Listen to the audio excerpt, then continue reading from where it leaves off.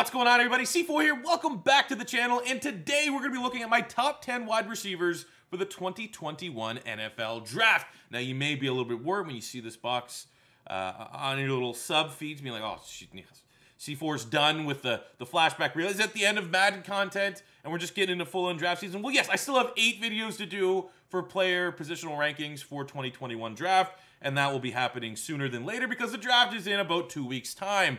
But ultimately, while I am always and forever will be committed to the daily upload grind, this new Madden series that I'm working on behind the scenes, and if you follow, which you should, because we're almost close to 1,000 followers, my Instagram, I have posted a little teaser about what I am working on behind the scenes. I think you guys are going to love it. I think it's going to be the nice kick in the ass that my channel needs to get things back up into gear, get some exposure, get some eyes on the channel as we gear up for Madden 22 season. But I want to take my time on these videos. I want to do a little bit more editing, everything in between. It's just not going to be conducive for the day-to-day, daily upload grind. So I'm very happy right now for how this all worked out, that when things are taking a little bit longer than usual for this brand new Madden series, I can just upload my positional rankings because they also need to get out there. So without further ado, let's get in to my top 10 wide receivers for the 2021 NFL Draft.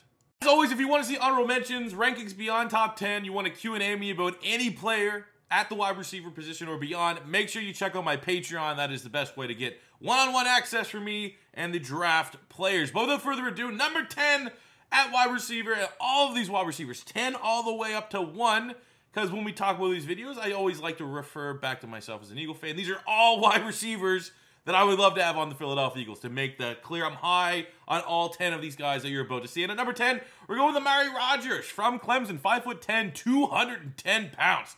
Absolute beast, built like a brick shithouse. Positives, he's a pro-ready slot, and he has yards after catch like a running back. He almost looks like he wants to look for contact. I mean, he was a highly regarded recruit coming to Clemson. Didn't really have his breakout year till 2020, where he had 77 catches, just over 1,000 yards and 7 touchdowns. But when you watch this guy play, man, he's not built like A.J. Brown, but he's kind of mentality, like the way that A.J. Brown had some of those highlight reel runs where he literally looked like a running back. I kind of get those vibes from Amari Rodgers. The negatives is his ceiling always going to be as a slot wide receiver, and that's always got to kind of hurt your draft positioning because teams are always going to covet, for the most part, guys that can make plays on the outside. His long speed as well at the pro day, 4.52. And these are 2021, and we put in these quotations, almost pro day scores. So there are some, 4.52 is not bad, but for pro day where everyone's running a 4.3, it just kind of highlights that the long speed is not necessarily what you want on the outside. My draft grade for him is going to be a 4th and or 3rd round, somewhere in that range. And my pro comparison is James Washington of the Pittsburgh Steelers. Man, at wide receiver 9, I'm going with Elijah Moore out of Ole Miss. 5'9", 185 pounds. Much like Amari Rodgers, I think he's pro-ready to start day 1 in the slot. And there's going to be a lot of value that for some teams. He's twitched up, tested very well at his pro day at 8.68 RAS. Like, literally, the only thing that sucked about him was his size. He actually came in at a $178, which is a little less than ideal. But he put up 17 reps on the bench press. His explosion grades were fine. His shuttle was immense. His 4.35 of the 40 is exactly what you're looking for. But again, much like Amari Rodgers, they're kind of falling that same range of, are they always just kind of going to be a slot wide receiver? And Elijah Moore, unlike Amari Rodgers, who's 210 pounds, a little bit undersized. But I mean, that 17 reps on the bench press was pretty goddamn impressive. Draft grade for him, I give him a 4th and or 3rd round, same kind of range. And if these guys are coming in a little bit lower than you may see elsewhere, for me, it's not because I'm low on the wide receiver class. I think all 10 of these wide receivers, even some of my honorable mentions, are going to be productive rookies and very interesting players as rookies. It's just I have other positions a little bit higher. There's a logjam at the top, so that some of these really good wide receivers who definitely are going to outplay their draft position, that's just where they kind of fell. But Elijah Moore really could be considered the top slot wide receiver in this year's class because last year at Ole Miss was pretty much unstoppable against SEC defenses. Only 8 games last season. He had 1,200 yards and 8 touchdowns. He was unstoppable, uncoverable. My pro comparison for him is Randall Cobb. So again, I think I'm kind of balancing out. You see the draft grade 4th, 3rd round. Oh, C4, I think Elijah Moore and some of these other guys, they're going 2nd round at the latest. Maybe, but I think I'll bring it back with the pro comparisons for some of these wide receivers because all the pro comps they have for the wideouts are all guys that were really good in the NFL. So, yeah, Randall Cobb for Elijah Moore man, he's going to be really nice. Good option for any team that needs to upgrade that slot position. Wide receiver 8, we're going Terrace Marshall Jr. from LSU, 6'3", 200 pounds. Had an insane pro day, but again, this year more than others, when you see the testing numbers, you probably more so want to trust the film that you watched. And it's always just nice to have a good pro day. He had a 9.7 RAS score, 39-inch vertical, which was very good, 4.4 flat in the 40, which was faster than he looked like on tape. He didn't look slow on tape, but a 4.4 flat was definitely surprising. Didn't test in the agility drills, which kind of also lines up with what I've seen. So the positives for Marshall, excellent tracking, really good down the field, which, you know, for Philadelphia, this is a big guy for whatever reason that we're linked with. More so, like you're seeing more Marshall linked with the Eagles than like Jalen Waddle or Devonta Smith or any of those guys that are going to be in play at 12. Marshall looks good. I've been watching a lot of him since I've done my initial scouting just because he's been so linked with the Eagles. And I still like my pros and cons, my big picture pros and cons. I think his tracking ability downfield is very good. I think he brings good versatility. I think he's a guy that can play on the outside. He's a guy that can post up with the sticks and be a chain mover. Also can play in the slot. That's where I get the comp to Tyler Boyd, because I think Tyler Boyd can do a lot of things for an offense. Might not be the deep threat, the consistent deep threat you need, but there's immense value in a guy that can just do everything. And that, of course, it makes sense for Philadelphia, because how many years between Jalen Reagor and J.J. Arcega-Whiteside are we constantly just trying to, you know, baby our receivers and make sure they can do everything in our playbook versus just maximizing their strengths and putting them out there in a position to succeed? So Marshall definitely fits the bill with that versatility for what apparently Philadelphia looks for in their wide receivers. The negatives, yards after catch isn't particularly a strength. You know, doesn't make additional yards, kind of just goes down on contact. And separation of the NFL. Again, the 4.4 at his pro day was a little bit eye-opening, to say the least. But again, you can see, you know, maybe it's the quality of the SEC, some of the corners he's gone up with, but separation wasn't always consistent. And, you know, his vertical, that 39-inch vertical, the jump ball, the tracking could get him out of a lot of situations where he didn't get the clean release, the clean separation you're looking for downfield. But are you going to be able to do that consistently at the NFL? That's kind of why I have that as a question mark there. But ultimately, Marshall will be going second, third round at the latest. And I think I really do actually like the Tyler Boyd comp for him as well. Wide receiver number 7, I'm going with like my sleeper, the guy that might not be flashy, but I've seen him play enough games where I'm like, there's no way this guy's not going to be a nice wide receiver at the next level. And that's Tylan Wallace from Oklahoma State, 5'11", 195 pounds, did not come in with a massive RAS score, did not have an elite pro day, which is always a concern. I mean, his vertical was a 33, which is not good, not a good broad. 4.5 in the 40s, about expected. I thought he might have snuck into the 4.4s. Had a 1.53 10-yard split, which is great. Great explosion off the line of scrimmage. His agility, the shuttle and 3-cone also were like average. But he's just, I don't know, man. There's something about him that I'm a big fan for Tylan Wallace. Deep ball specialist. He can run pretty much every deep route that you need. I think generally the route running, he didn't have to run an immense route tree at Oklahoma State, but the routes that he wants, it's all going to come down to a team that's just going to straight up maximize his strengths. You don't want Tylan Wallace to go to a team that's going to try to make him a complete wide receiver. Go to Tylan Wallace to a team that constantly is known for taking players. I'm not comparing him to DK Metcalf, but you look at DK Metcalf, he has, much like Liam Neeson, a certain set of skills, and teams that are just going to maximize those certain set of skills are going to find a lot of success. Teams that just try to reshape and retool them might not have the best success. And I think that's going to be the case here for Tylan Wallace. But the routes that he do run are incredibly crisp. I mean, this is a guy that's pretty much for 3 years straight been like a 1,000-yard receiver for Oklahoma State. I think the best wide receiver in the Big 12. The negatives, again, lacks elite speed. The 4.5 that he ran at his pro day was not surprising. His play strength is less than ideal. 11 reps on the bench press. There's just some times that you would like to see him be a little bit more alpha, a little bit more dog in the fight. But ultimately, I'm also going to give him that third-round grade. And my pro comparison for him, a little bit interesting, a little bit outside the box. And that's going to be G-Rank. Put the team on his back, Greg Jennings. Wide receiver number 6, we're going Rashod Bateman out of Minnesota. 6'1", 210 pounds is what he was listed at. Now, at his pro day, measured in at 6 feet tall, 190 pounds. And that wasn't the first eyebrow that was raised. Bateman's pro day, whatever these scores were kind of the very beginning, like the infancy stages of this crazy pro day, no combine, have an off season. That I was like, okay, I'm starting to get a little suspicious here, because now you have a guy that's coming in like 20 pounds lighter than his listed weight at Minnesota. As you can see with the negative there, the Pro Day 40, a 4.43. There's other reports he ran like 4.37. That just didn't pop on tape for me. And that also kind of tied into the negative separation concerns. Is he going to be able to consistently get separation on the outside? I don't know, but the positives are very much apparent when you watch Rashod Bateman. I mean, you look at 2019 in Minnesota with Tyler Johnson. For me, everyone was talking about Johnson. I always thought Bateman was the better of the two. He had 1,200 yards, 11 touchdowns. Got shut down in 2020. So really the best body of work for him was that 2019 season. Very strong hands. Chris route runner. I think he can pretty much run every route in any team's offense. So he's a very flexible player, and he's going to be a hell of a consolation prize for some of these teams that aren't going to be able to get the top-tier wide receivers, the Jamar Chases, the Jalen Waddles, the Devonta Smiths of this year's draft. Bateman's probably going to be near the top of that next tier of wide receivers, and he could potentially sneak up into the first round. My pro comp for him is Michael Gallup, who's an absolute beast coming out of Colorado State, and he's also been a guy that's like, you know, how many other mouths are there to feed on that Dallas Cowboy offense, and yet Gallup is always hovering around that 1,000-yard mark. So I think Michael Gallup is, just for the sake of this little slide, I think Gallup's going to be a guy that will cash out whenever it's time, because Dallas is obviously not going to be able to pay him, and he's going to really start blossoming as maybe a wide receiver 1 or a highly targeted wide receiver 2 in a different offense. And I think that's very similar to the kind of production you'll get out of Rashod Bateman.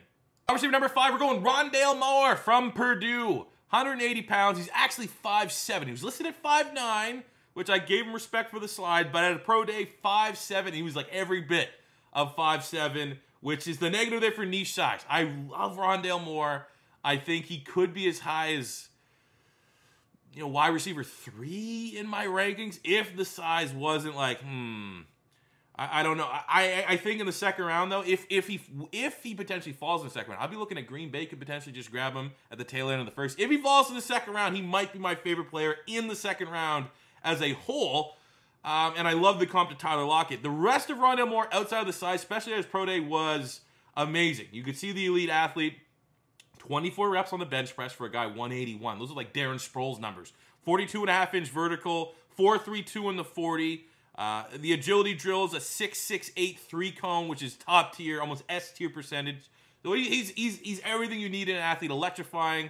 I mean, remember him and Jalen Waddle, like as like true freshmen, were just disgusting how much better athletes they were than guys that were, you know, seniors in their final year. So you get elite athleticism for Ronald Moore, yards after the catch, incredibly dynamic. He's a guy that most likely, because of that size, will almost certainly be a weapon, a guy you move around, a guy you put in the slot a lot, and just make guys look foolish. The route running didn't have to do a whole lot. That's something you want to be crisper, especially for guys predominantly going to be put in the slot. Right now, he kind of can get by not having the you know, premier technique that you're looking for a guy that you'd maybe draft in the first round, and he kind of could get by his athleticism. But when you go to the NFL, everyone for the most part is a good athlete unless you're Nate Gary.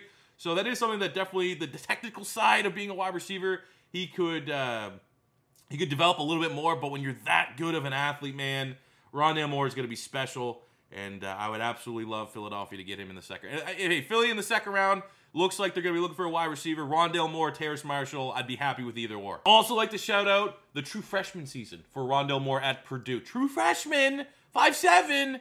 He put up 1,400 yards and 14 touchdowns at Purdue.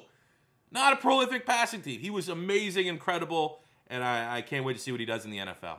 Wide receiver 4, really I have him and Ronald Moore, like right, they're almost like a wide receiver 4A and 4B. We have Cadarius Toney from the Florida Gators, 5'11", 190 pounds, who also absolutely killed his pro day. The explosion grade was elite, 39.5-inch vertical, 11-foot broad. Agility was good. Agility didn't necessarily match up how just ridiculous he is out in space. He has very exciting footage and tape from the Gators, when I saw him play every single game. 4.38 in the 40 was slightly better than expected, but he is just a guy, elite elusiveness. Looks like peak LaShawn McCoy for how stupid he makes people look when he gets out into space. Very high ceiling as well, but when you highlight the high ceiling, when you highlight the fact that this guy absolutely could develop into a wide receiver 1, the negatives are kind of apparent. Only 2 years as a wide receiver, came to Florida as a quarterback, and his route running is still, you know, it's getting worked on. It's definitely getting worked on. Only really 1 year of production at Florida last year, where he had 70 catches, just under 1,000 yards, and 10 total touchdowns. Ran the ball a bunch, though, so he had over 1,100 yards from scrimmage. But I think when you look at Cadarius Toney, you look at him and you try to project him as a wide receiver and not a weapon, kind of like what you have to do with Ronald Moore, I'm still giving him that second first-round grade. He's in that bubble. And my pro comp is Emmanuel Sanders when he's coming at SMU. Very similar style players. I would give the edge to Cadarius Toney with his yards after the catch, just how dangerous he is as a receiver with the ball in his hands. But I think with Toney, you have still that question mark of like, well, how far along is this guy to becoming an NFL caliber wide receiver? So from that, you may not get immediate returns from drafting Cadarius Toney, but if you have a great wide receiver room, if you have a great offense, have a great quarterback, his ceiling is incredibly high, and he will be a special wide receiver for years to come. Receiver 3 is going to be Devonta Smith, 6'1", every bit 170 pounds from Alabama. The Heisman Trophy winner from the 2020 season who put up 117 catches, just under 1,900 receiving yards, and 23 receiving touchdowns. Absurd. He's built like a high schooler. That's really the reason why, though. The more you look at Devonta Smith, I'm not low on him. I compared him, for God's sakes, to Marvin Harrison-esque, which is a very popular pro comparison that's been thrown around. It's either him or Calvin Ridley. I just don't know necessarily if he has the same straight line speed that Calvin Ridley had. And obviously when you compare someone to Marvin Harrison, who's a first ballot Hall of Famer, there's always, eyebrows get raised. That's why I put S, because obviously I don't want to make that gaudy compare. I try to keep my comparisons, my pro comps, as realistic as possible. I don't want to be clickbaity and just make things I truly don't believe. But I had to give it to Marvin Harrison just from a build standpoint. There hasn't been a whole lot of guys built like Devonta Smith. You look at the positive hands, might have probably had some of the best hands in this class, if not the best. The route running, he just looks like he's gliding. He's not an S-tier athlete by any means. I have no idea what I could even guess his 40. He's probably low 4.5s, maybe high 4.4s, somewhere in that range. But he just makes it look so easy. His technical concerns is amazing. The negative is just the size, 170. There hasn't been a lot of guys built like that. And long speed. He just doesn't have straight burner speed, which is what a lot of teams pretty much covet nowadays, especially for first-round players. They all get enamored by the fast 40-yard dash times. No pro day for Devonta Smith, which is probably smart, but, there's always some eyebrows also could be raised to that. It's like, come on, man. There are some questions. Your body of work of what you did at Alabama was immense. I'll go there and prove it. Just from testing numbers, everyone's numbers are looking real good this year at the pro days. I don't know necessarily if there was injuries or something like that was tied to it, but ultimately, Devonta Smith is absolutely a bona fide first-round player. Probably should go top 15, top 20. But I will say this. The one thing that kind of bothers me when people are talking about Devonta Smith is people bring up the production and numbers this year, but if Jalen Waddle didn't get hurt, he wouldn't have got all those targets. The numbers there were not solely, the 1,800 yards, the Heisman Trophy campaign, all the touchdowns, were not solely because Devonta Smith, I don't know which way earned. I don't know how to not dog him. Point being, I don't think Devonta Smith would have had this insane season if Jalen Waddle didn't go down to injury and he had to take on more responsibilities. Which is, I don't want to try to phrase it like it's a negative, but when you're looking at a guy who coming into this year was projected to be a late first round, early second round pick, and then you just magically make him one of the best wide receivers in the class because he had an insane season. Look at the context of that, right? Alabama was a super pass-heavy offense, and they lost their wide receiver too, so he kind of got force-fed. So while I do think that his numbers may be slightly inflated because of the injury to Jalen Waddle, and that's a little bit siding towards a negative, positive can also be he went from being a part of an elite wide receiver core to having to be the guy, and he excelled in every facet on being that guy and being the go-to wide receiver one for Alabama en route to the 2020 Heisman. But ultimately, I think he's very good. Weight concerns aside, very interesting prospect going forward. And let's see, man, where he's going to go, how high he's going to get picked. Will he fall to Philly at 12? Will he go before that? Let's wait and see. Wide receiver 2, I'm going Jalen Waddle, 5'10", 185 pounds from Alabama. This is where you go from the production of Devonta Smith. Do you like that more? Or do you like the fact that Jalen Waddle is going to be an S-tier athlete? That's kind of the trade-off. From watching both these guys play, I just feel like I'm giving the slight edge to Jalen Waddle. I'm going to gamble on that athletic ability and the fact that maybe a little bit more experience moving around. I don't know. I just feel like if you're trying to gauge who will take longer to adjust to the NFL, because all these guys are going to be premier picks, I feel like Jalen Waddle might hit the ground running a little sooner than Devonta Smith.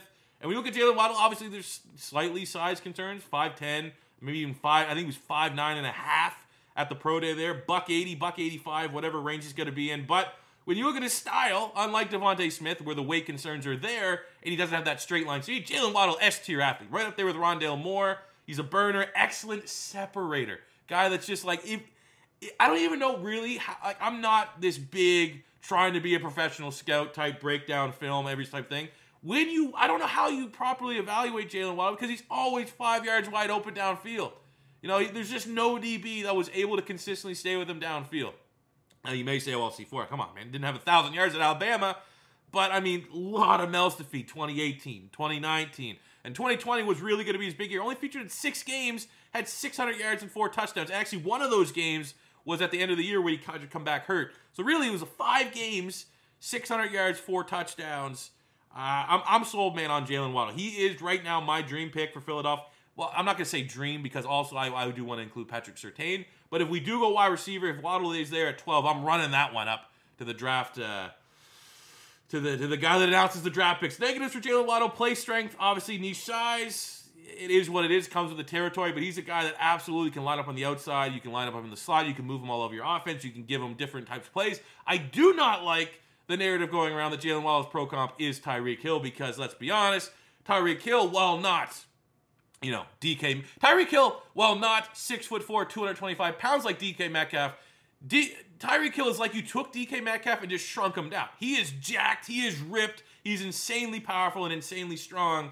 And you just don't really see that with the Jalen Waddle. My comp for him is more in line with T.Y. Hilton, who at his peak was like a top 3 deep threat in the NFL. Still a guy that's probably, when all said and done, might be able to break 10,000 receiving yards. So I don't know if that necessarily comes off like, oh, he's only comparing him to T.Y. Hilton. If that's a slight, I think that's a lot of praise because T.Y. Hilton is, right up there with one of the best deep threats in the last 15, 20 years. And I think that's exactly what Jalen Waddle is going to be able to bring to an offense.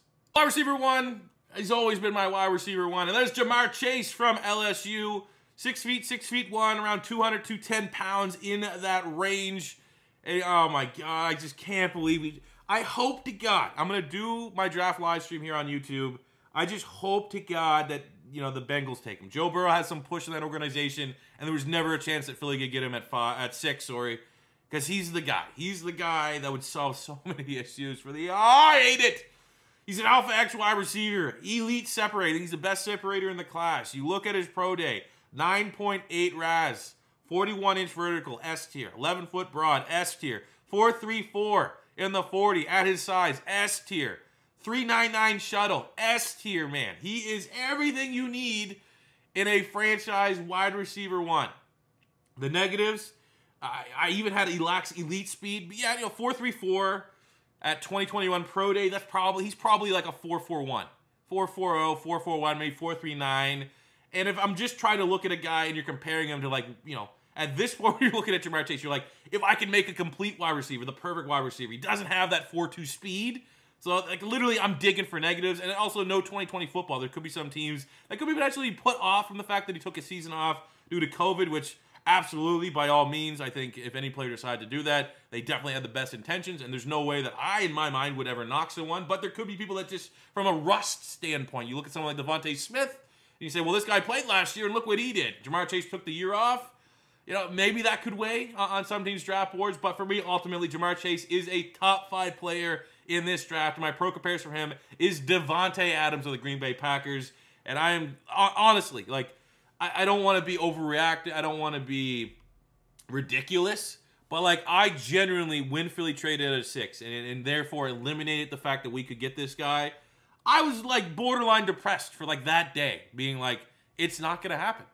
The best wide receiver, a guy that would walk in and be the most talented wide receiver the Philadelphia Eagles have had since T.O. was here for 1 year, it's gone. It slipped through the cracks, and it's still upsetting. But whoever gets him, be it, maybe Miami, Cincinnati, any team, man, you are getting a bona fide superstar day 1 in Jamar Chase. And the more I talk about it, the more it's just, I don't know, man. I hate the Eagles. I absolutely hate the Eagles. Because, not to end this on an Eagles note, because this is supposed to be kind of an unbiased look at my top 10 wide receivers. But Philadelphia got all these picks next year, potentially 3 first-round picks, right? And let's go with the assumption that Jalen Hurts looks good enough to be our starter going into 2022. then you're going to have to view it as, well, Philadelphia will now have to probably package all of those picks to get a Jamar Chase. You know what I'm saying? Like, it's that whole Family Guy thing of like, do I want a boat or do I want the mystery box that could be a boat? That's how I kind of feel about this one, is that if Jalen Hurts looks good and we don't need to use all those picks next year to go up and get a quarterback, then we're going to have to most likely use all those picks next year to get someone of Jamar Chase's quality versus staying there at 6 and having him fall into our lap. So ultimately for me, to cap this one off, I hope to God Jamar Chase does not make it to pick 6, or else that stream, my draft stream, is going to take a turn for the worse. We'll just put it that way. But those are my top 10 wide receivers for this upcoming draft. Anyone that I missed, anyone that maybe potentially someone I don't mention, that is over on my Patreon. But ultimately, I want to hear what you guys think about my rankings. We'll be back in not too long with my tight end breakdown, as well as this new Madden series that I'm probably just going to go record actually right after this. But thank you guys for watching. As always, your first time stopping by, don't be afraid to hit that subscribe button. Smash the like button if you enjoyed. Until next time, it's C4 saying peace